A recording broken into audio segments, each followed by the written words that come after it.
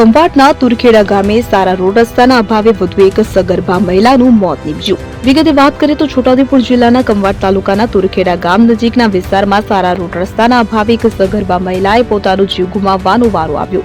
ગુજરાતનો સરહદી જિલ્લો છોટાઉદેપુર કે જેમાં ખંભાત તાલુકાનું તુરખેડા ગામ નર્મદા નદીના કિનારે અને મધ્યપ્રદેશ મહારાષ્ટ્ર રાજ્યની સરહદે આવેલું છે.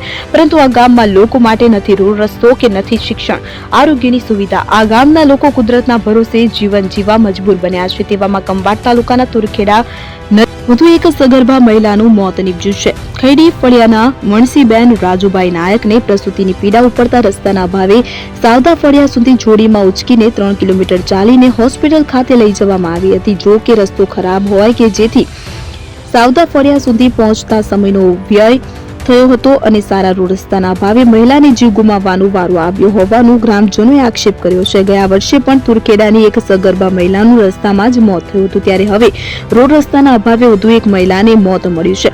સારા રોડ રસ્તાની માંગ સાથે તંત્રને આવેદનપત્ર આપવામાં આવ્યું હતું. તો બીજી તરફ સગર્ભા મહિલાના મોત મામલે જિલ્લા આરોગ્ય અધિકારીએ જણાવ્યું હતું કે સગર્ભા મહિલાને ખંભાત દવાખાને લાવવામાં આવી હતી. પ્રથમ હાઈ રિસ્ક પ્રેગ્નન્સી તરીકે નિદાન થયું હતું. ત્યારે વધુ સારવાર અર્થે મહિલાને વડોદરા લઈ જવામાં આવી હતી.